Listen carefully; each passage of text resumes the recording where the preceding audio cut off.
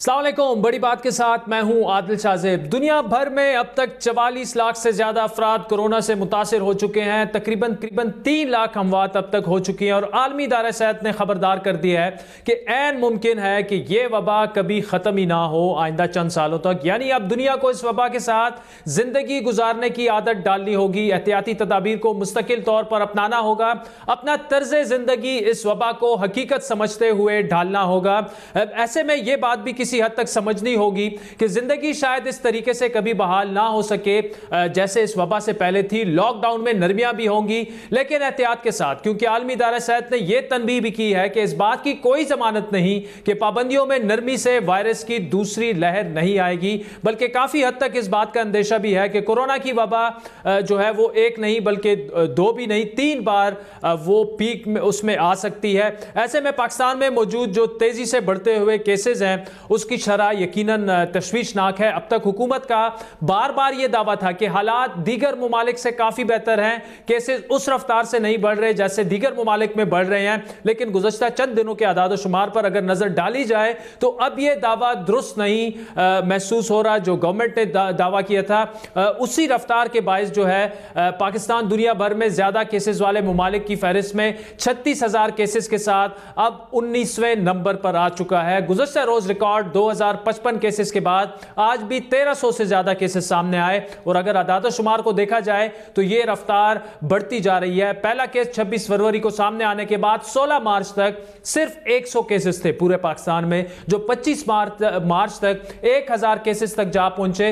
अप्रैल के महीने में यह तादाद 16,000 तक जा पहुंची, लेकिन मई के आगाज से रोजाना की बुनियाद पर तकरीबन 1000 केसेस जो हैं वो रिकॉर्ड हो रहे हैं, बल्कि 3 मई को 16,000 से ज्यादा, 16 से तकरीबन 20,000 और अगले 5 दिन में 20,000 से 25,000 केसेस रिकॉर्ड हुए, जिसके बाद अगले 5,000 केसेस सिर्फ 2 दिन में सामने आए और इसके अगले 3 दिन में फिर 5,000 केसेस बढ़े। यानी सिर्फ मई के महीने में 14 दिनों के अंदर 18,000 केसेस अब तक कोरोना वायरस के सामने आ चुके हैं पाकिस्तान में। हुकूमत का यह कहना है कि यह केसेस इसलिए ज्यादा हुए क्योंकि टेस्टिंग की रफ्तार बढ़ रही है।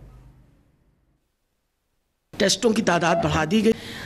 कल के दिन में बहुत ज़्यादा पॉजिटिव जब लाहौर में टेस्ट आए उसमें एक बहुत बड़ा वजह ये भी थी कि एक बहुत बड़ी सैम्पलिंग्स भी आपको पता है हम कर रहे हैं ताकि एरियाज़ जो हैं उनको ऊपर मज़ीद नज़र रखी जाए। हमारे लिए सबसे ज़्यादा ज़रूरी आपकी सेहत है और सेहत का ख्याल करने के लिए आप ख़ुद अपने सेहत के, हुकूमत के अलावा अपने सेहत के ज़ामिन आप लोग खुद हैं। ये बात तो बहुत पहले से कही जा रही थी कि मुल्क में केसेस की तादाद कम नहीं है बल्कि टेस्टिंग की असल में रफ्तार कम है और ज़्यादा टेस्ट अगर होंगे तो ज़्यादा केसेस भी सामने आएंगे। अब एग्जैक्टली यही हो रहा है नाज़रीन, हर तरफ मुल्क में लॉकडाउन में नरमी के बाद केसेस की रफ्तार मज़ीद बढ़ रही है। अगर केसेस की रफ्तार यूं ही बढ़ती रही तो इसी महीने मजमूई तादाद 50,000 से तजावुज़ कर सकती है। फिर भी हुकूमत दावा ये कर रही कि हालात काबू में हैं, जिसके बाद सवाल ये उठ रहा है कि क्या हुकूमत ने अब फैसला कर लिया है कि हर्ड इम्यूनिटी की पॉलिसी को अपनाया जाए। यह सवाल हमने वज़ीर-ए-आज़म के मौसूसी डॉक्टर जफर मिर्जा के सामने गुज़श्ता रोज रखा। उनका जवाब क्या था ये सुन लीजिए। हो रहा है 2-3 दिनों से और फहद हुसैन साहब का आज मैं पीस पढ़ रहा था जिसमें आपको कोट किया गया था कि ऐसी कोई बात नहीं है, हम हर्ड इम्यूनिटी ना डिस्कस कर रहे हैं, ना वो हमारी पॉलिसी है। लेकिन अगर केसेस इसी तरह तेजी से बढ़ते जाए और लॉकडाउन नर्म हो चुका है, मजीद उसमें नरमी आए तो टेक्निकली तो हम हर्ड इम्यूनिटी की जाने भी बढ़ रहे हैं, क्योंकि हम केसेस बढ़ रहे हैं, लॉकडाउन खोल रहे हैं तो अवाम को रहमो करम पर छोड़ रहे हैं उनकी अपनी इम्यूनिटी पे। ऐसा नहीं है? नहीं, देखें 2 चीजें हैं। जो लोग ये डिजीज की स्प्रेड की साइंस जो है जिसे हम एपिडेमियोलॉजी कहते हैं पॉपुलेशन लेवल के ऊपर, उसको समझते हैं, वो इस बात को बड़े अच्छे तरीके से जानते हैं कि हर्ड इम्यूनिटी का जो फिनोमेना है ना जी, उसका लॉकडाउन या ना लॉकडाउन से कोई ताल्लुक नहीं है। हर्ड इम्यूनिटी एक स्लो प्रोसेस है जिसके जरिए जैसे जैसे लोग एक्सपोज होते हैं वायरस के वैसे वैसे उनकी इम्यूनिटी चेंज होती है। आपके ख्याल में अगर लॉकडाउन किया हो तो हर्ड इम्यूनिटी की तरफ हम नहीं मूव कर रहे होंगे, फिर भी कर रहे होंगे। लेकिन ये कहना कि क्या हमारी ये दानिस्ता पॉलिसी है कि हम सिर्फ ये चाहते हैं कि लोगों के अंदर हर्ड इम्यूनिटी पैदा हो जाए और इसलिए हमने लॉकडाउन खोला है, ये कतई गलत बात है। तो इसको जरा बड़ी यानी सही तरीके में, सही तनाजुर में इसको समझने की जरूरत है। क्या गवर्नमेंट ने इसलिए लॉकडाउन खोला है कि बीमारी फैल जाए और लोगों के अंदर हर्ड इम्यूनिटी पैदा हो जाए? कतई ऐसी कोई बात नहीं। लेकिन लॉकडाउन हमें जो खोलना पड़ा उसकी वजूहात आपको भी पता है, बाकी लोगों को भी पता है, उसको दोहराने की जरूरत नहीं। हमारे पास चॉइसेस बड़ी टफ हैं। एक तरफ बीमारी है, दूसरी तरफ अफलास और भूख है। ये बहस दुनिया भर में हो रही है कि एक ऐसे वक्त में जब कोरोना की वबा के खात्मे की कोई उम्मीद दिखाई नहीं दे रही, किसी काबिल अमल वैक्सीन का कोई नामो निशान नहीं है, ऐसे में कारोबार जिंदगी कैसे बहाल हो? पाकिस्तान में लॉकडाउन में नरमी के बाद अब उन सेक्टर्स का दबाव हुकूमत पर बढ़ रहा है जिनको अब तक खोला नहीं गया। Shopping malls, public transport, railway, शुबे तालीम भी हुकूमत से इजाजत मांग रहे हैं और ऐन मुमकिन है कि हुकूमत जल्द या बदेर उन्हें इजाजत दे भी दे और देनी भी चाहिए। अगर सब कुछ खुला हुआ है तो फिर शॉपिंग मॉल्स को भी खोल देना चाहिए। लेकिन सवाल यह उठ रहा है कि क्या यह फैसले कोरोना की वबा की रफ्तार और अवाम की जानिब से लापरवाही को देखते हुए दानिशमंदाना होंगे? क्या तमाम सूबे जो है वह हुकूमत की, फेडरल हुकूमत की इस हिकमत अमली से मुतफिक है? क्योंकि स्मार्ट लॉकडाउन की पॉलिसी कहीं हमें नजर नहीं आ रही। दीगर सूबों में क्या सूरत हाल है और सूबाई हुकूमतों की क्या राय है, इसी पर बात करेंगे। पुख्तूनख्वा के वजीर सेहत तैमूर सलीम झगड़ा, जबकि बलूचिस्तान हुकूमत के तर्जुमान लियाकत शेबानी हमारे साथ मौजूद हैं। लियाकत शेबानी साहब, आपसे शुरू करूंगा। जब बाकी सारा मुल्क, 3 सूबे एक तरफ और बलूचिस्तान ये कह रहा था कि लॉकडाउन में नरमी ना की जाए, तो 3 सूबों ने वही किया जो उनका अपना फैसला था। अब सिचुएशन ऐसी है कि गुज़श्ता 2 दिनों में अगर फिगर्स टोटल कर दिए जाएं, परसों के और कल के जो फिगर्स सामने आए हैं, बड़ी तेज़ी से स्पाइक पाकिस्तान में कोरोना वायरस का आ रहा है। एक तो बलूचिस्तान की इस वक्त सिचुएशन क्या है और दूसरा ये बाज़ार वगैरह पूरे मुल्क में भी खुल गए हैं, आगे ईद भी आनी है, तो किस तरफ ये चीज़ जाती दिख रही है आपको? देखिए, स्पाइक तो बड़ी तशवीशनाक है, केसेस बढ़ रहे हैं। जब हमने पहली दफ़ा भी लॉकडाउन में रिलैक्सेशन किया 5 सेक्टर्स का, उसके बाद भी कोरोना जो है ट्रांसमिशन बड़ी तेज़ी से फैलना शुरू हुआ। फिर हमने 2 हफ्तों के लिए मज़ीद 19 मई तक लॉकडाउन में एक्सटेंशन की, क्योंकि हमारा नुक्ते नज़र ये है कि जब तक कोरोना का कोई वैक्सीनेशन या मेडिसिन वो नहीं आती मार्केट में और इजीली अवेलेबल नहीं होती, उस वक्त तक वायद जो इलाज सामने हमें जो दिखाई दे रहा है वो यही है, सोशल डिस्टेंसिंग है और लॉकडाउन है। इसी को मद्देनज़र रखते हुए हमने एक्सटेंशन की और फिर हमें ये भी देखना हुआ कि हमारे जो ताजिर तंजीमें हैं, हमारी पब्लिक है, उनकी तरफ से भी एक मुतालबा और प्रेशर सामने आ रहा था कि लॉकडाउन को रिलैक्स किया जाए। इसी तरह हम खुद वो हमारे middle class, lower middle class families जो ख़त गुरबत से नीचे हैं, जो अपनी किफ़ालत नहीं कर सकते, उनकी सूरत हाल से भी हम आंखें नहीं मोड़ सकते। इस तमाम सूरत हाल को मद्देनज़र रखते हुए हमने लॉकडाउन को स्मार्ट लॉकडाउन में कन्वर्ट किया और इसकी ज़िम्मेदारी ली हमारी ताजिर तंजीमों ने। इसकी रिस्पॉन्सिबिलिटी उन्होंने ली, उन्होंने श्योरिटी दी, गारंटी दी कि वो SOPs पे अमल दरामद कराएंगे। लेकिन SOPs पे हमें सच इत्मीनान कुन हद तक हमें अमल दरामद नहीं दिखाई दे रहा और हम ताजिर तंजीमों से हमने बारहा उनसे इंगेज रहे और उनको मुतनब्बे भी किया, हमने हिदायत भी की है और उनको वार्न भी कर रहे हैं कि अगर वो SOPs जो इन्होंने कमिटमेंट की थी उस पर अमल दरामद नहीं करा सके तो फिर हम मजबूर होंगे कि ये जो स्मार्ट लॉकडाउन है इसको मज़ीद कन्वर्ट करके इसको हम स्ट्रिक्ट लॉकडाउन में हम कन्वर्ट कर लेंगे। हम उनके साथ इंगेज, एक आध हम देख रहे हैं और जो आपने सूरत हाल। अच्छा शेबानी साहब, इसमें 2 चीज़ें। एक तो देखिए, आज जो वर्ल्ड हेल्थ ऑर्गेनाइजेशन ने जो एक वार्निंग जारी की है वो ये कह रहे हैं कि खुदा न ख्वास्ता ऐसा भी हो सकता है कि अगले 3-4 साल ये जब तक ये इस वायरस की वैक्सीन कोई सामने नहीं आएगी कोरोना की, corona is here to stay. अब ऐसी सिचुएशन में जारी बात है लॉकडाउन जो है वो 3-4 साल का तो नहीं हो सकता, स्मार्ट लॉकडाउन की तरफ ही जाना पड़ेगा।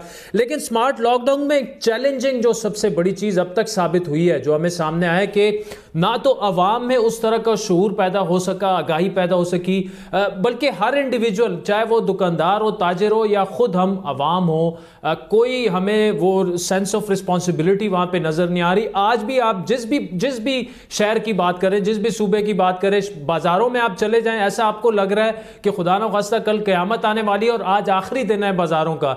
मास्क लोगों ने नहीं पहने हुए, सैनिटाइजर का कॉन्सेप्ट नहीं है, सोशल डिस्टेंसिंग का कॉन्सेप्ट नहीं है।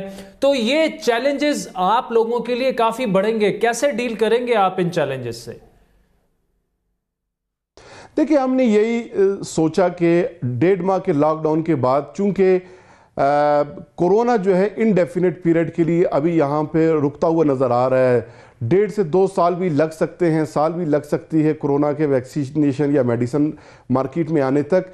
हमने भी यही सोचा कि सालों के हिसाब से ये हम लॉकडाउन तो नहीं कर सकते, लोगों की मईशत है, ज़िंदगी है, स्टेट की मईशत है, उसको भी चलाना है, तो क्यों ना कोरोना के साथ ही जीना सीखा जाए और SOP पे अमल दरामद किया जाए। लेकिन अनफॉर्चुनेटली हमने जो रिलैक्सेशन दी एज अ ट्रायल, वो हमें कामयाब होता हुआ इसलिए नहीं दिखाई दे रहा कि हमारे लोग ताउन नहीं कर रहे और SOPs इतने मुश्किल भी तो नहीं है।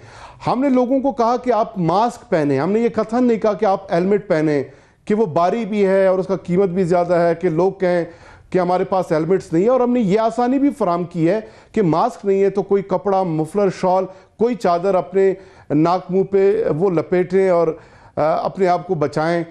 हमने ये कहा कि 1 मीटर मिनिमम आप जो है सोशल डिस्टेंसिंग रखें।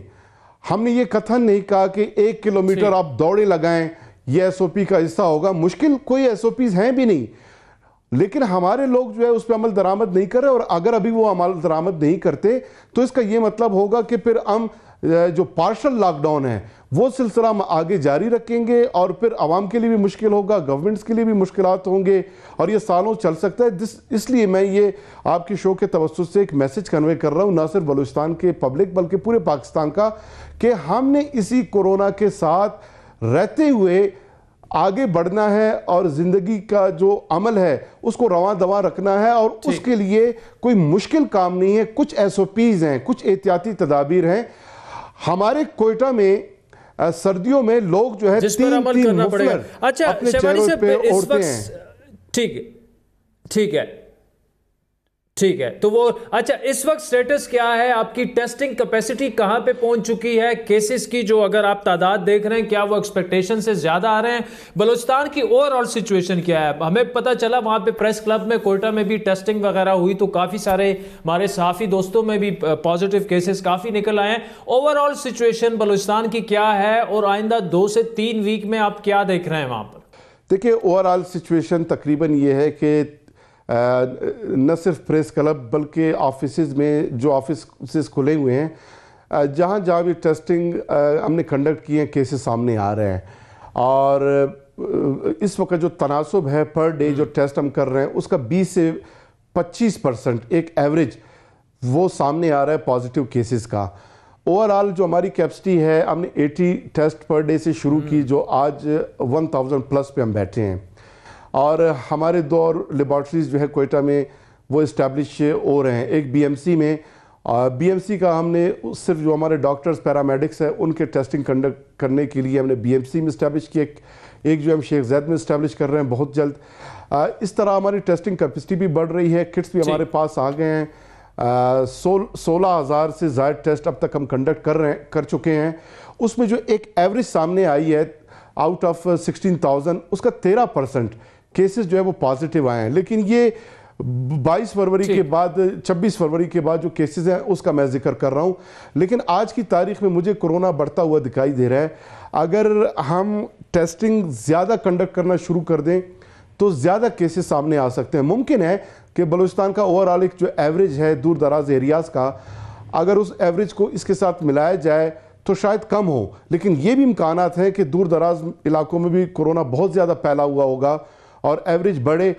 मौजूदा जो 20% एवरेज सामने आया है, अगर इसको हम मुंतबिक करें बलूचिस्तान की कुल आबादी पे, 1.25 करोड़ की आबादी है बलूचिस्तान की, तो उस बुनियाद पे कोई 25 लाख, ये एक मैं ऐसे एक एवरेज एक्स्ट्रापोलेट कर रहा हूँ या एक प्रेडिक्ट कर रहा हूँ, तब भी ये ख़तरनाक जो है एक तशवीशनाक सूरत हाल है। तो हम अभी खतरनाक हो सकती है। जो टेस्टिंग कैपेसिटी बढ़ाई है, हम टेस्ट ज़्यादा कर रहे हैं, मुमकिन है कि ये ज़्यादा ना हो। लियाकत शेफानी साहब, बहुत बहुत शुक्रिया। Taimur Saleem Jhagra sahab, thank you so much for joining us. गुज़श्ता 2 दिनों के अगर फिगर्स पर डाली जाए, बल्कि परसों वाले फिगर्स काफ़ी तशवीशनाक थे। 19% ओवरऑल पूरे पाकिस्तान में जो कोरोना के पॉजिटिव केसेस हैं उनकी शरह सामने आई है।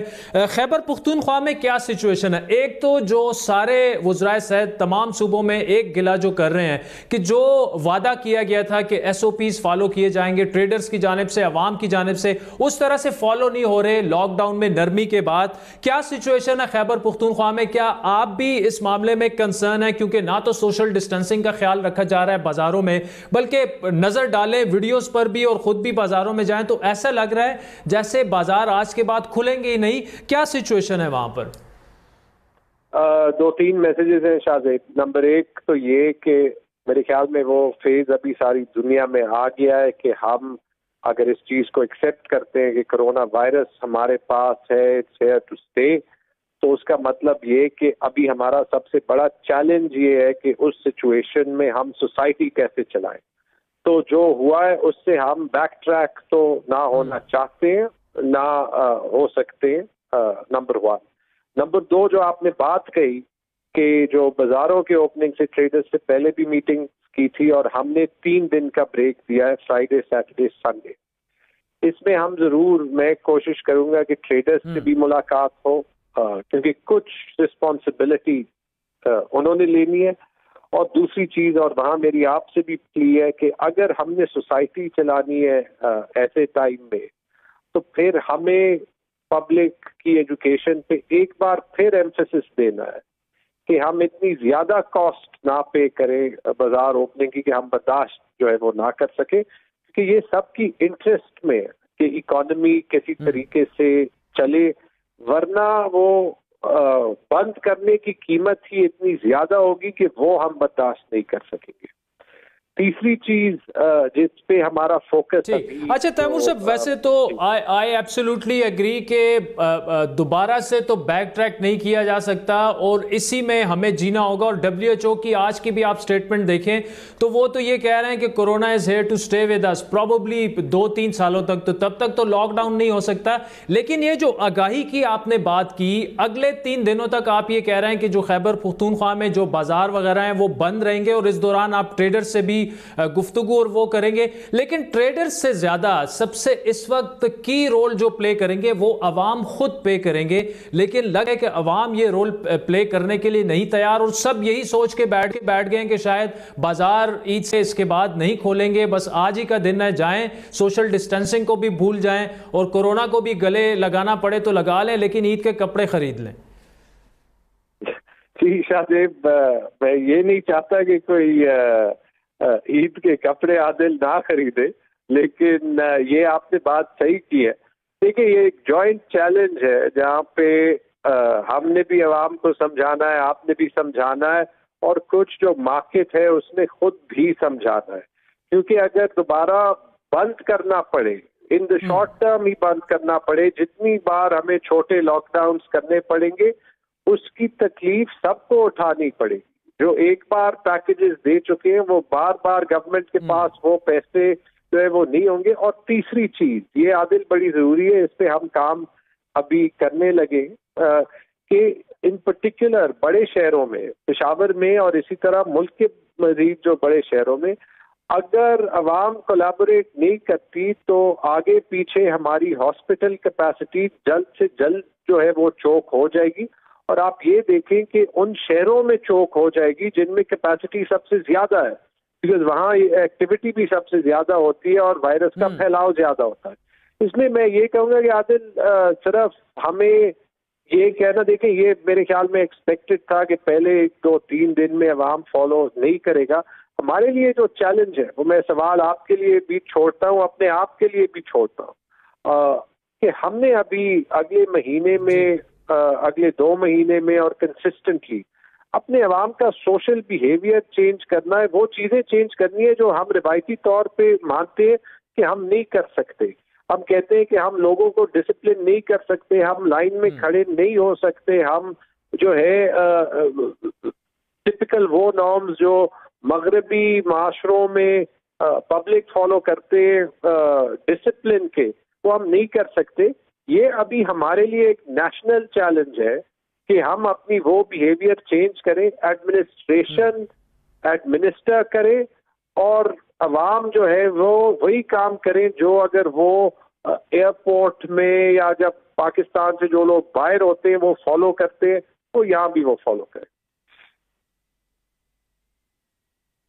ठीक। अच्छा तैमूर साहब ये बताइए, अभी लियाकत शिवानी से भी बात हो रही थी बलूचिस्तान में, वो ये कह रहे हैं कि गुज़श्ता 2 दिनों में जो उनकी रेशो है पॉजिटिव केसेस की वो 20 से 25% है, जो कि बलूचिस्तान के हिसाब से बहुत ज़्यादा है। और उसकी एक बड़ी वजह यह है कि टेस्टिंग कैपेसिटी उनकी थोड़ी सी बड़ी है, लेकिन साथ में वो ये कह रहे हैं कि जहाँ जहाँ हम जा रहे हैं, चाहे वो गुज़श्ता दिनों वो कोयटा प्रेस क्लब में गए, वहाँ 30-35 लोग जो हैं उनके टेस्ट पॉजिटिव निकल आए हैं। जहाँ जहाँ वो जा रहे हैं वहाँ टेस्ट जो है वो पॉजिटिव निकल आ रहे हैं। ये ट्रेंड, और फिर WHO ने जो प्रोजेक्शन दी है कि जुलाई के वक्त तक खुदा ना खास्ता 2 लाख तक पॉजिटिव केसेस पाकिस्तान में सामने आ सकते हैं। इस सारी चीज़ों को मद्देनजर रखते हुए लॉकडाउन में नरमी भी आ गई है, अभी आगे ईद भी आनी है, सोशल डिस्टेंसिंग के डिसिप्लिन थोड़े से और भी वायलेट होंगे ईद के दिनों में भी।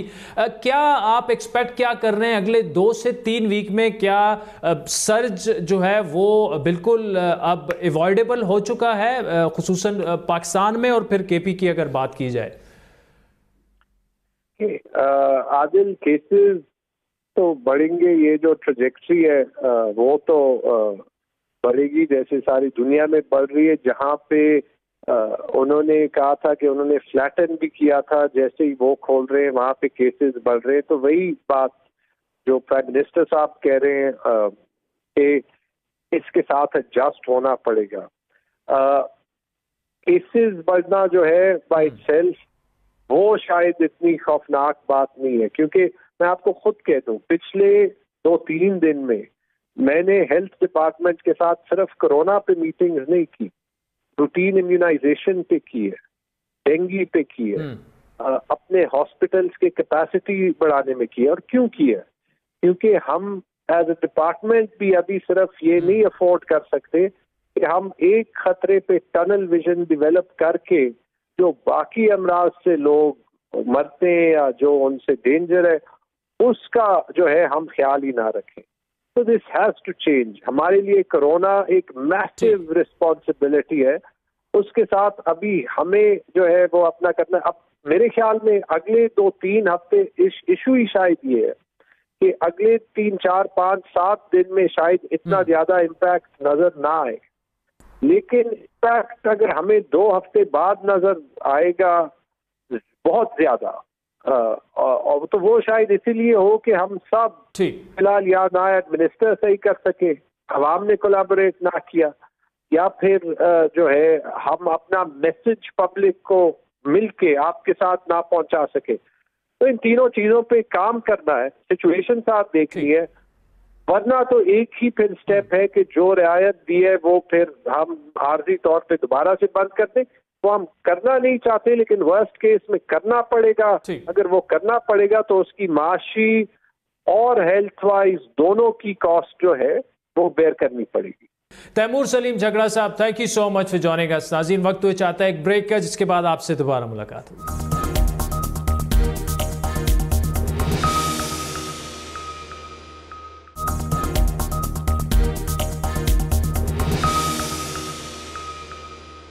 वेलकम बैक नाज़रीन। दुनिया में मौजूद कोरोना वबा से निज़ाम ज़िंदगी से जुड़े जो मामूलात मुतासिर हुए, उनमें तदरीसी या एजुकेशन का अमल भी जो है शुबा वो भी सर फहरिस्त है।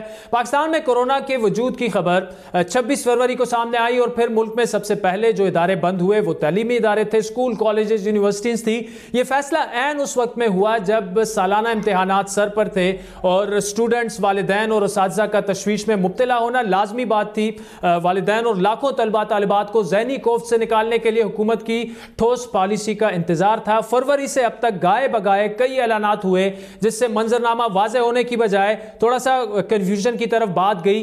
रवां माह 7 मई को वफाकी हुकूमत ने ऐलान किया, जिससे इस्तिराब और कंफ्यूजन में मजीद इजाफा हुआ। हुकूमती फैसले के मुताबिक मुल्क भर में बोर्ड इम्तहानात मनसूख कर दिए गए थे और स्टूडेंट्स को उनके माजी के इम्तहानात या गुज़श्ता साल के नताइज की बुनियाद पर जायजा लिए जाने का फैसला किया गया था। इस फैसले ने मामले मामले को उलझा दिया था। निजी इदारों और फेल होने वाले तलबा तालिबात ने इस पॉलिसी पर वजाहत और नजरसानी का मुतालबा किया था कि बगैर इम्तिहान लिए माजी में फेल होने वाले उन्हें जो है वो कैसे जो फेल हो चुके हैं उनके साथ क्या होगा। इसी तरह सिंध हुकूमत ने भी इस फैसले पर एतराजात उठाए थे। तो मीनवाइल शफकत महमूद साहब ने बात भी मुझसे की थी, तो मैंने उन्हें बताया था कि 1 जून को स्कूल नहीं खोल सकेंगे, लेकिन उसी दिन जो एनसीसी की मीटिंग हुई उसमें शफकत महमूद साहब ने ये 15 जुलाई तक स्कूल बंद करने का भी ऐलान कर दिया और बगैर इम्तिहान के बच्चों को प्रमोट करने का भी ऐलान कर दिया। अच्छा, ये दोनों चीजें ऐसी थी जिस पर हमसे मशावरत नहीं हुई थी। तो मैंने उस वक्त भी कहा कि हमारा जो फोरम है वो स्टीयरिंग कमेटी है, हम ये जो भी फैसला किया है वफाकी हुकूमत ने स्टीयरिंग कमेटी के सामने लेकर जाएंगे और वहां अगर उन्होंने इसको एज इट इज मान लिया तो हम कर लेंगे, अदरवाइज अगर कोई चीजें उसमें सामने आई तो हम उसको मजीद आगे ले जाएंगे। तो आज हमें जब हमने मीटिंग की तो ये चीज सामने आई कि हमारे कानून में ऐसा कोई प्रोविजन नहीं है कि हम बच्चों को बगैर इम्तिहान के पास कर दें। खास तौर पे जो बोर्ड्स के एग्जाम्स होते हैं उसमें निचली क्लासों में इशू नहीं है, लेकिन जो बोर्ड के एग्जाम्स हैं तो उसमें हमारे पास कानून मौजूद है। ताम आज इस हवाले से एक वाज़ेह पॉलिसी सामने आई। वफाकी हुकूमत ने तो वाज़ेह तौर पर एक यू टर्न लिया और माजी में फेल होने वाले स्टूडेंट्स को भी पासिंग मार्क्स देकर प्रमोट करने का फैसला कर लिया गया है, जबकि दिसंबर में 4 मरहलों के तहत इम्तिहानात कराने का एक नया फार्मूला भी सामने लाया गया है कि जिन्होंने 9वीं का और 11वीं का इम्तिहान नहीं दिया वो सारे प्रमोट हो गए। ठीक है जी, उसमें प्राइवेट भी हो गए, उसमें जो रेगुलर स्टूडेंट्स हैं वो भी हो गए। ठीक है जी, जो प्रमोट हुए अगले साल कंपोजिट इम्तिहान नहीं देंगे, वो अपना 10वीं का और 12वीं का इम्तिहान देंगे और उसकी बुनियाद पे उनका 11वीं का रिज़ल्ट जो है वो कैलकुलेट हो जाएगा। तीसरी कैटेगरी वो है कि जिन लोगों ने सारे मज़ामीन 9वीं के और 11वीं के पास किए हैं उसकी बुनियाद पे उनको 12वीं का सर्टिफिकेट दे दिया जाएगा और 10वीं का सर्टिफिकेट दिया, लेकिन उसमें 3% मार्क्स जो हैं वो ऐड किए जाएंगे, क्योंकि हमने जो एनालिसिस किया है उसके मुताबिक 10वीं और 12वीं के इम्तिहान जो है उसमें रिज़ल्ट बेहतर होता है 9वीं और 11वीं के मुकाबले। और जिन्होंने 40% मज़ामीन में फ़ेल हुए हैं उनको पासिंग मार्क्स दे दिए जाएंगे। और आखिरी कैटेगरी वो है कि जो इम्तिहान लेना चाहते हैं, और उसमें 4 कैटेगरीज हैं। जो समझते हैं कि हमारा रिज़ल्ट बुरा है 11वीं का, हम अपना रिज़ल्ट बेहतर करना चाहते हैं। दूसरा वो कि जो 40% से ज़्यादा मज़ामीन में फ़ेल हो गए हैं, जो कंपोजिट एग्ज़ाम दे रहे थे जिसमें प्राइवेट स्टूडेंट्स भी हैं, या चंद मज़ामीन में जो 2 या 3 मज़ामीन में इम्तिहान सेपरेट इम्तिहान देना चाहते हैं। मुझे बड़ी खुशी है इस बात की कि आज इंटर प्रोविंशियल जो हमारी एजुकेशन मिनिस्टर्स कॉन्फ्रेंस थी उसमें मुत्तफ़िक़ा तौर पे ये फ़ैसला, और तालीम के मैदान में अल्लाह के फजलो करम से जितने भी हमने फ़ैसले किए हैं वो सारे मुत्तफ़िक़ा तौर पे किए हैं। गो के वफाकी वजीर तालीम इस मामले में तमाम फैसलों को मुतफ़िक़ा फैसले करार दे रहे हैं, लेकिन सिंध और वफाक के ऐलानात में तजाद दिख रहा था। अगरचे हुकूमत सिंध का बोर्ड इम्तिहानात और तलबा को प्रमोट करने से मुतालिक वही फैसला है जो वफाक का है, लेकिन स्पेशल इम्तिहानात से मुतालिक सिंध वफाक का हामी नहीं दिख रहा। एक तजवीज़ और भी है, लेकिन मेरा ज़ाती ख्याल ये कि शायद वो भी हमारे लिए मुश्किल होगी। वो ये है कि कुछ स्टूडेंट्स जो अपेयर होना चाहते हैं इन तमाम चीज़ों के बावजूद भी अपनी जो परसेंटेज है उसको मज़ीद इम्प्रूव करने के लिए तो कोई स्पेशल एग्ज़ाम्स करवाए जाएं। उसमें अब ये फिर डिपेंड करता है कि हालात ऐसे हों ताकि हम इम्तिहान लेने के काबिल हो जाएं, लेकिन मेरा ख्याल है कि शायद हमारे लिए वो भी मुश्किल होगा। ये सूरत हाल कितनी पेचीदा है, उसका हल कैसे निकल सकता है, इस पर बात करेंगे। हायर एजुकेशन कमीशन के सरबराह जनाब डॉक्टर तारिक बिनोरी हमारे साथ मौजूद हैं, जबकि सिंध के वजीर तालीम सईद गनी साहब ने भी हमें ज्वाइन किया। 2-3 दिन पहले आपसे हमारी प्रोग्राम में बात हो रही थी, जो वफाक ने एक फैसला किया था कि बोर्ड एग्जाम जो हैं वो कैंसिल करके और गुज़श्ता साल जो रिजल्ट आए हैं उसी की बेसिस पे स्टूडेंट्स को प्रमोट कर दिया जाए। इनिशियली आपसे मशवरा नहीं किया गया था, आप इसीलिए माने भी नहीं थे। अब आज आपने भी उसी पर अमल करने का ऐलान कर दिया, कुछ कानून साजी भी आप नहीं उस पर करेंगे, तो थोड़ी सी उसकी तफसील बताइएगा कि क्या तय क्या पाया, होगा क्या, क्योंकि स्टूडेंट्स के जहनों में भी काफ़ी सवालात हैं, क्या ये एग्ज़ाम आगे जाके लिए जा सकते हैं या बिल्कुल अब नहीं लिए जाएंगे, थोड़ा सा आपसे इस पे जानना चाहेंगे। अदल, एक तो मैं कर दूं कि नाम मानने वाली बात नहीं थी। एक्चुअली मेरी तो बात होती रहती है शफकत महमूद साहब से, लेकिन जो उन्होंने नेशनल कोऑर्डिनेशन कमेटी में अनाउंस किया था उस पर हमें एतमाद में नहीं लिया था। अच्छा, हमारे यहाँ मैंने पहले भी बताया था स्टीयरिंग कमेटी की एजुकेशन की बनी हुई है, और सारे फैसले हम उस स्टीयरिंग कमेटी के फोरम पे ही करते हैं। उसमें तमाम स्टेक होल्डर्स मौजूद हैं, माहिरीन मौजूद है, तो ज्यादा बेहतर फैसले होते हैं वहाँ पर। तो जब ये फैसला हुआ तो मैंने यही कहा था कि हम इसको स्टीयरिंग कमेटी के सामने रखेंगे, अगर वहां पर उन्होंने इसको मान लिया तो हम मान लेंगे, अगर उन्होंने कुछ मुख्तलिफ तजावीज़ दी तो वो भी हम शेयर करेंगे। तो उस कमेटी की मीटिंग में ये चीज सामने आई थी कि हम बगैर एग्जाम्स के प्रोमोट इसलिए नहीं कर सकते, स्पेशली 9th 10th 11th और 12th के बच्चों को, कि हमारे जो कवानीन बने हुए हैं स्पेशली जो एग्जामिनेशन बोर्ड्स के हवाले से, उसमें ऐसा कोई प्रोविजन है नहीं। तो हमने पहले वो उसमें कोई ना कोई स्पेस बनानी पड़ेगी, कोई अमेंडमेंट करनी पड़ेगी थ्रू ऑर्डिनेंस, उसके बाद हम ये कर सकेंगे। तो पहले हमने 1 से 8वीं तक का कर दिया था, लेकिन आज भी हमारी मीटिंग हुई थी, शफकत महमूद साहब ने जो चेयर की इस्लामाबाद में वीडियो लिंक के थ्रू, मैं भी था उसमें, तो उसमें ये चीज तय हो गई थी कि हम 9th 10th 11th और 12th को भी प्रमोट कर देंगे। और कुछ बहरहाल और कुछ उसका मैकेनिज्म बनाया है। कुछ अभी छोटे इश्यूज हैं जो हम समझते हैं कि अभी भी रिजॉल्व होना है उनको, तो हमने एक सब कमेटी बनाई हुई है जिसमें तमाम एग्जामिनेशन बोर्ड्स के चेयरमैन हैं, हमारे 3 मुख्तलिफ डिपार्टमेंट्स के सेक्रेटरीज हैं, वो कल दोबारा उस पर बैठेंगे और जो इश्यूज अभी पेंडिंग है जिनको भी हल होना है उनको हम हल कर लेंगे। तो उसूली तौर पर हम इस बात से इत्तफाक कर गए हैं कि बगैर एग्जाम्स के बच्चे प्रमोट हो जाएंगे, लेकिन कहीं कहीं कुछ ऐसी चीजें हैं जिसको हमने दूर करना है, कुछ ज़ाहिर है लेजिस्लेशन की बात है, कुछ और छोटे मोटे इश्यूज हैं वो भी हम रिजॉल्व करेंगे। अच्छा, इसमें सईद गनी साहब ये बताइएगा कि आपने ये तो कह दिया इन प्रिंसिपल आप इससे बिल्कुल मुत्तफिक है, लेकिन कुछ उसमें जो नीटी ग्रिटी है इस डिसीजन की वो आइंदा चंद दिनों में सामने आ जाएगी। तो ये मजीद अगर इसकी तफसीलात में अगर हम जाएं तो ये कौन कौन सी क्लासेस हैं जो बोर्ड एग्जाम्स उन पर ये एप्लीकेबल होगा, और अगर ऐसे हो फॉर एग्जाम्पल कि अगर 9वीं के एग्जाम बोर्ड के एग्जाम थे उसमें किसी का एक पेपर फेल हो गया था तो वो उस बेचारे का तो साल ही जाया हो जाएगा, तो क्या ये सारी चीजें इस पर गौर होगा और उसके बाद फाइनल डिसीजन सामने आएंगे? नहीं, हमने ये इसको तो तय कर लिया है कि जिनके 1-2 पेपर्स रह गए थे उनको हम पासिंग मार्क्स देकर प्रमोट कर देंगे, लेकिन उसमें एक शायद इशू अब जो हल तलब है वो ये है कि मुमकिन है कुछ बच्चे ऐसे भी हों जिन्होंने कोई एक पेपर भी जो क्लियर ना किया हो, सब में वो फेल हो गए हों, तो वो हम देख रहे हैं, लेकिन हम रास्ते निकाल देंगे हर चीज के। हम कोशिश करेंगे कि किसी के साथ ज्यादती ना हो। अगर कोई ऐसा काम हम कर रहे हैं जिससे बच्चों को इस मुश्किल वक्त में हमने कोई मुसीबत से कोई रिलीफ देनी है तो सबको ही देंगे। तो मैंने अभी आपसे कहा था ना कुछ चीजें ऐसी हैं जिनको हमने रिजॉल्व करना है अभी, तो स्टीयरिंग कमेटी की मीटिंग करेंगे, हमारी सब कमेटी उसकी है, और हम उसमें बैठ के सारा रिजॉल्व कर लेंगे। ये जो छोटे मोटे इश्यूज आप बता रहे हैं इसको हल कर लेंगे। ठीक है। अच्छा सईद गनी साहब आप हमारे साथ रहिएगा। तारिक बिनोरी साहब, डॉक्टर तारिक बिनोरी साहब हायर एजुकेशन कमीशन के चेयरमैन हैं, वो हमारे साथ मौजूद हैं। बिनोरी साहब ये बताइएगा कि जिस तरह विफाक ने और अब सिंध ने भी तकरीबन इस पर एग्री हो चुके हैं कि जो बोर्ड एग्जाम्स हैं कुछ स्पेसिफिक उनके क्लासेस के वो अब ख़त्म कर दिए गए हैं और सिचुएशन ऐसी है कि दुनिया भर में तकरीबन यही फैसले हो रहे हैं। आपका इस पर क्या नुक्ता नज़र है? क्या आप समझते हैं कि बिल्कुल ये दुरुस्त फैसला है? इसमें असेसमेंट तालीम का सेंट्रल हिस्सा है। असेसमेंट के बगैर तालीम नामुकम्मल है। तो हम तो किसी भी सूरत में ये नहीं चाहते कि हमारी ये 2 नंबर की यूनिवर्सिटीज़ बन जाएं जिसमें बग़ैर असेसमेंट के, बग़ैर सर्टिफिकेट, बग़ैर पता किए कि लोगों ने इल्म हासिल किया नहीं किया, मेहनत की नहीं की, उसके बग़ैर ही डिग्रियाँ देना शुरू कर दें। ये तो मतलब है अपनी तालीमी सिस्टम को एक डिस्ट्रॉय करने वाली बात है। तो I don't think that is good. FSc पे ये होता है कि वो सिर्फ फाइनल एग्ज़ाम नहीं, वो 4 साल का प्रोग्राम है, उसमें लोगों ने कई चीज़ें पढ़ी होती हैं, तो हम उसके बेसिस पे कुछ असेस कर लेते हैं कि अगर ये करते तो कैसा होता।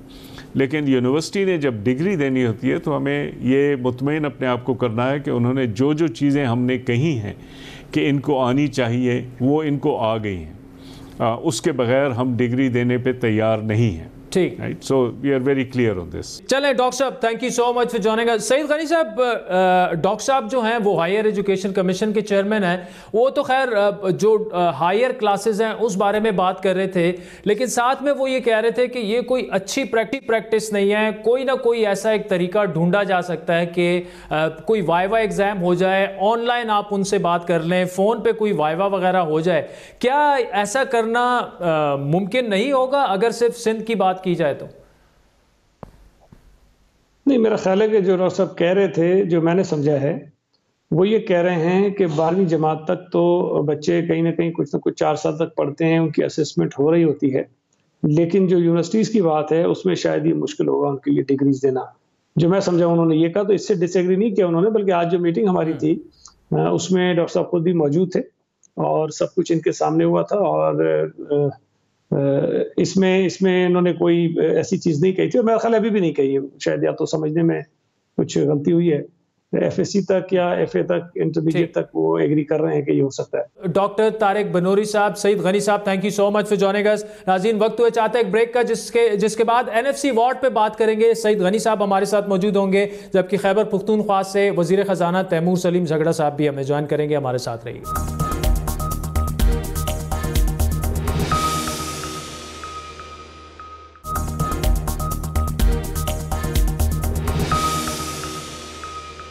वेलकम बैक नाज़रीन। 18वीं आईनी तरमीम पर तनाज़े का मामला अब कुछ हद तक वाज़े होता जा रहा है कि ये बात इख्तियारात की लड़ाई नहीं, बल्कि विफाक और सूबों के दरमियान माली वसाइल की तकसीम का मामला है, जिसमें एक तरफ विफाकी हुकूमत है जो शुरू दिन से गिला ये कर रही है कि एनएफसी वार्ड और 18वीं तरमीम के बाद फंड्स का ज़्यादातर हिस्सा सूबों के पास चला जाता है, विफाक के पास कम पैसे बचते हैं। जबकि दूसरी जानिब अपोजिशन, बिलखुसूस सिंध हुकूमत और पीपल्स पार्टी है, जो इस मामले पर किसी किस्म की बहस से भी इनकार कर रही है। अब तक ये मामला सिर्फ बयानात की हद तक महदूद था, लेकिन फिर सदर जनाब आरिफ अलवी ने विफाक की जानिब से 2 दिन पहले 10वें एनएफसी अवार्ड या कौमी मालियाती कमीशन की तश्कील का ऐलान किया, जिसके तहत माली वसाइल का नए सिरे से तयन किया जा सकता है। विफाकी हुकूमत की जानिब से जारी एलामिये के मुताबिक वज़ीर आज़म इमरान खान इसके चेयरमैन, जबकि मुशीर खजाना और 4 सूबों के वज़राए खजाना उसके रुकन होंगे।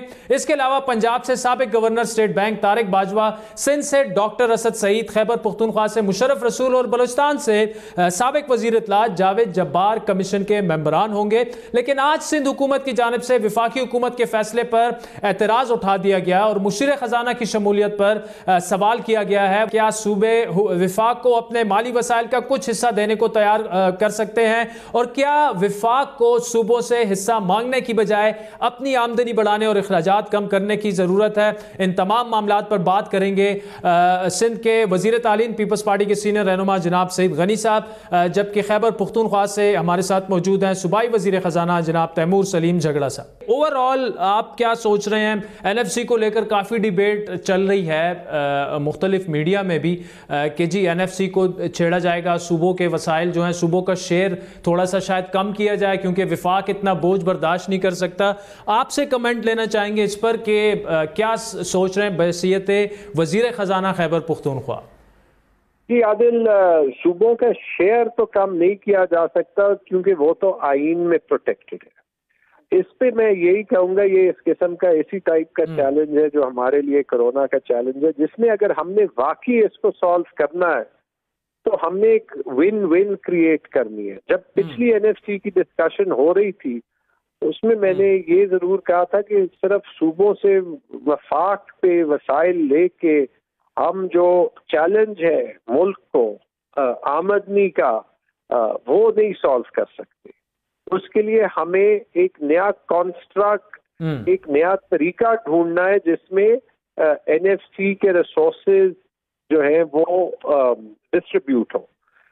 अभी भी मैं इसी कंसिस्टेंट व्यू पे ये मेरी भी व्यू है, ये सूबे की भी व्यू है।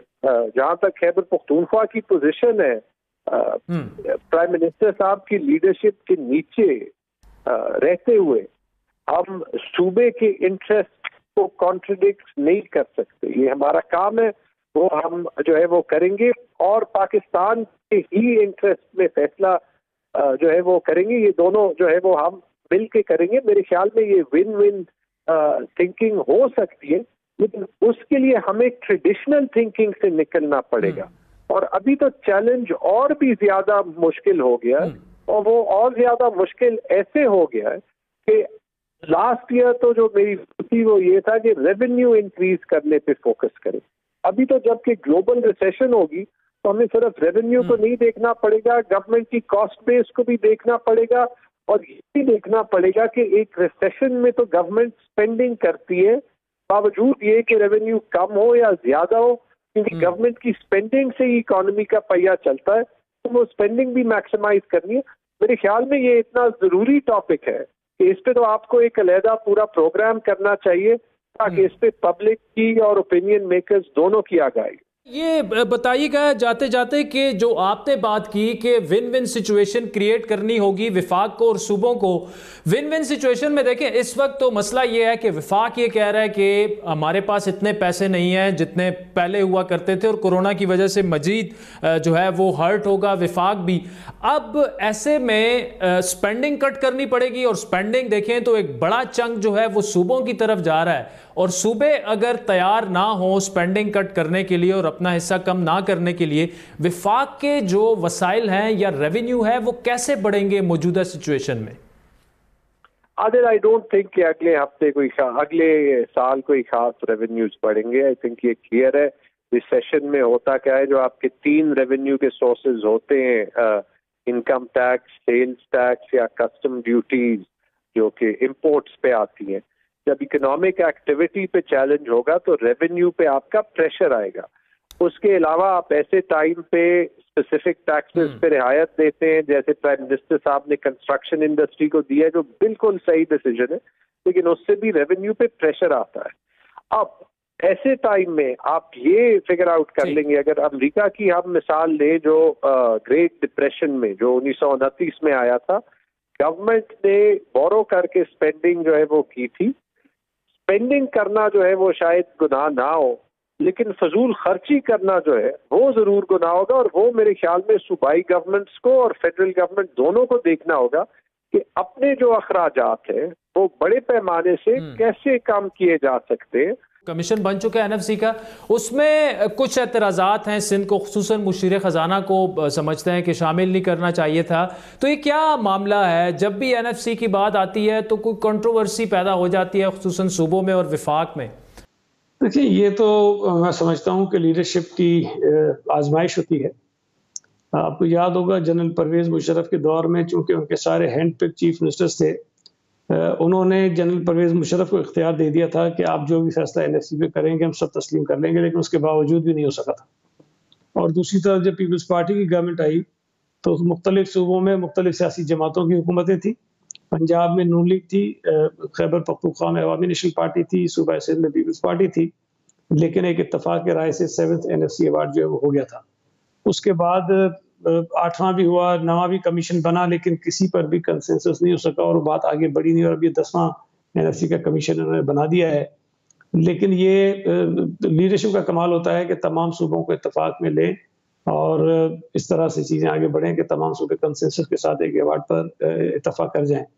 अगर पहले नोटिफिकेशन में ही आपको बदयानती नजर आ जाए, पहले नोटिफिकेशन के बाद ही कंट्रोवर्सीज पैदा हो जाएं, तो आपको अंदाजा होना चाहिए कि ये हुकूमत किस तरफ जाना चाहती है और उनकी नीयत क्या है। तो मुझे तो लगता है कि शायद ये इंटेंशनली चाहते हैं कि एक नया जो है ना वो एक कंट्रोवर्शियल सा एक सब्जेक्ट इशू खोल दें और इसमें फिर सूबों को जाएं, फिर आपस में एक दूसरे के खिलाफ लड़ाइयाँ होती रहें। तो शायद इन्होंने इंटेंशंस जो दिखाए हैं उसके अंदर जो टीवाज लिखे हैं वो खुद बहुत ही काबिल एतराज़ है, और बहुत सारी चीज़ें उसमें ऐसी हैं जो नहीं होनी चाहिए। अच्छा सैयद गनी साहब, मुख्तसरन ये भी बताइएगा कि बार बार विफाक की जानिब से आजकल ये कहा जा रहा है कि शायद सूबों का हिस्सा कम इसलिए किया जाए क्योंकि विफाक पर बर्डन बहुत ज़्यादा है और मौजूदा सिचुएशन में विफाक का रेवेन्यू बढ़ाने की भी ज़रूरत है। तो सिंध क्या समझता है? खैबर पख्तूनख्वा के वज़ीर ख़जाना साहब ने तो ये कहा है कि इस वक्त सूबों की जो शेयर है वो कम करने से ज़्यादा विफाक की आमदन बढ़ाने पर हम सबको मिलकर सोचना होगा। आपकी क्या टेक है इस पर? देखिए, सूबों का शेयर आईनी तौर पर तो कम हो नहीं सकता, पहली बात तो ये है। दूसरी, आपके पास मिसाल मौजूद है कि 7th एनएफसी से पहले जो सेल्स टैक्स ऑन गुड्स है वो फेडरल गवर्नमेंट ही कलेक्ट किया करती थी। उस वक्त क्या कलेक्शन होती थी और जब सूबों के पास आ गया तो उसके अंदर कितना इजाफा हो गया वो आपके सामने है। सिंध हुकूमत तो कई मरतबा ये ऑफर कर चुकी है कि इवन जो सेल्स टैक्स ऑन गुड्स है, सर्विसेज की जो मैंने पहले बात गलती से गुड्स कह गया, सेल्स टैक्स ऑन सर्विसेज जो है वो तो सूबों के पास आ गया, लेकिन गुड्स का भी फेडरल गवर्नमेंट के पास है। अगर ये सिर्फ कलेक्शन सूबों को दे दें, मैं आपको यकीन से कहता हूं कि शायद इतना बड़ा चेंज इसके अंदर आ जाएगा कि शायद इन्होंने कभी सोचा भी नहीं होगा। हम तो ये ऑफर कर चुके हैं कि आप सूबा सिंध की हद तक सेल्स टैक्स ऑन गुड्स जो है वो सूबा सिंध को दे दें, कलेक्शन हम करेंगे। और हमने ये भी कहा है कि आप अपना जो टारगेट सेट करते हैं हर साल, अगर उस टारगेट से कम होगा तो हम आपको पूरा करके देंगे, अगर उस टारगेट से ज्यादा होगा तो फिर उसमें आप हमें शेयर दे दें। तो जो टारगेट ये सेट करेंगे उसकी गारंटी तो हम करने को तैयार है कि सिर्फ कलेक्शन आप हमें दे दीजिए, कलेक्शन चार्जेस हम लेंगे, और जो ऊपर होगा उसके ऊपर बैठ के तय कर लें कि हम आपको कितना आप उसको करेंगे। और इसमें तमाम सूबों का फायदा है। अगर सेल्स टैक्स ऑन गुड्स जो सूबा सिंध से बहुत ज्यादा कलेक्ट होता है, वो वफाकी हुकूमत को जितना मिल रहा है उसमें वो अगर दुगना हो जाए तो डेफिनेटली सूबों का शेयर भी बढ़ेगा, वफाक का जो अपना शेयर है वो भी बढ़ जाएगा। तो चीजें करने के लिए बहुत है, लेकिन अब ये करना चाहे ना, तो जगड़ा साहब ने कहा है तो बिल्कुल ठीक कहा है। असल खराबी ये है कि सूबाई वफाकी हुकूमत अपने रेवेन्यू कलेक्शन क्यों इंप्रूव नहीं करती है। उसको अगर बेहतर करेंगे तो सूबों को भी फायदा होगा, और वफाक के पास जो रोना रो रहे होते हैं कि हमारे पैसे नहीं है, वो बात भी खत्म हो जाएगी। सईद गनी साहब, तैमूर सलीम झगड़ा साहब, थैंक यू सो मच। नाज़रीन, आज के प्रोग्राम पर आपके फीडबैक के मुंतज़िर रहेंगे। हमारा ट्विटर हैंडल है @बड़ी बात। मुझे मेरी टीम समेत इजाज़त दीजिए। खुदा हाफ़िज़।